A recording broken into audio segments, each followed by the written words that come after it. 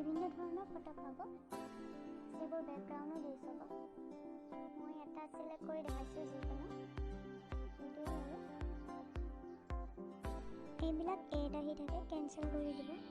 আপোনালোকক এটা কথা জনাই থওঁ, এইটো এপ কিন্তু ইণ্টাৰনেটতো চলে। প্ৰথমে আমি টেক্সটত যাম, এইটো ক্লিক কৰিলোঁ। এতিয়া আমি এছামিছত কিবা এটা লিখিম। মই লিখিলোঁ আমি অসমীয়া। এইটো লিখি উঠি আমি ৰাইট ক্লিক কৰি দেন মই পিংক কালাৰৰ কাৰ্চনত ক্লিক কৰিলোঁ। ইয়াৰ পিছত তলফালে মাজত মাই ফণ্ট ইয়াতে লিখা আছে এড কাষ্টম ফণ্ট। এতিয়া আমি এই স্পেচিয়েল ফণ্টছটো তাতে এড কৰিব লাগিব। এই ফণ্টছটো মই এটা দাদাৰ পৰা লৈছোঁ। এতিয়া মই প্ৰথমে ফাইল মেনেজাৰত যাব লাগিব। ফাইল মেনেজাৰত গৈ আমি ফণ্ট ষ্ট'ৰেজত যাম। তাৰপিছত হোৱাটছআপ এইটো তলত হোৱাটছআপ, তাৰপিছত মিডিয়া, তাৰপিছত হোৱাটছআপ ডকুমেণ্টছ। 3 নম্বৰত যিটো ফাইল দেখা পাইছে সেইটো আমি কপি কৰি ল'ম। কপি কৰি লৈ পিক্সআৰ্টত যাম। পিক্সআৰ্টৰ ফণ্টছত পেষ্ট কৰি দিম। এতিয়া মই এই ফাইলটো ৰিনেম কৰি ল'ম। ৰিনেম কৰি নল'লে নহ'ব কিন্তু। ইয়াতে .png আছে, সেইটো আমি .ppf কৰি দিম। ppf মানে ট্ৰু টাইপ ফণ্ট।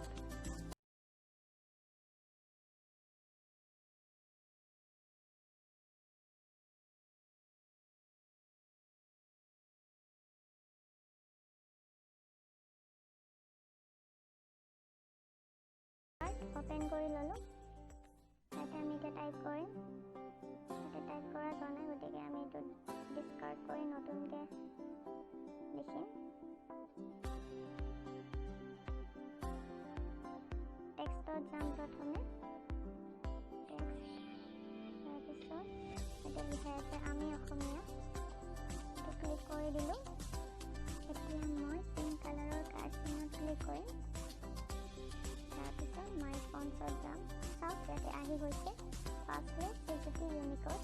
এইটো আমাৰ স্পেচিয়েল ফণ্ট, য'ৰে বিভিন্ন ধৰণৰ কালাৰ কৰিব পাৰি, গ্ৰেডিয়েণ্ট, টেক্সচাৰ এইবোৰ চেঞ্জ কৰিব পাৰি। ইয়াতে বহুতকেইটা দিয়াই আছে টেক্সচাৰ। এইবিলাক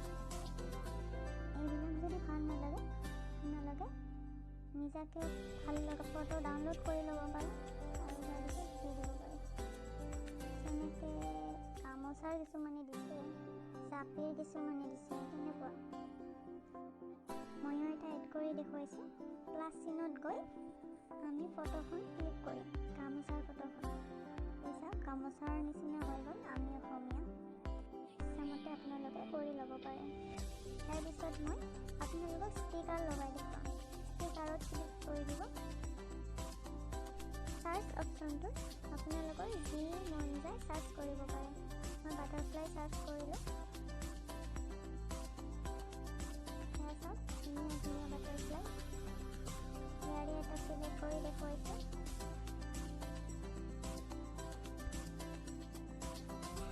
এয়া চাওক আহি গ'ল বাটাৰফ্লাই। এনেকৈ আপোনালোকৰ যি মন যায় চাৰ্চ কৰি লৈ এড কৰি দিব পাৰে।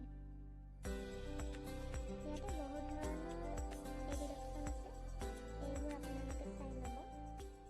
আৰু এডিট কৰা হোৱাৰ পিছত আপোনালোকে ৰাইট ক্লিক কৰি ছেভ টু গেলাৰী কৰিব।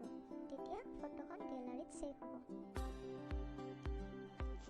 গতিকে ফ্ৰেণ্ডছ, আজিলৈ ভিডিঅ' ইমানেই আছিল।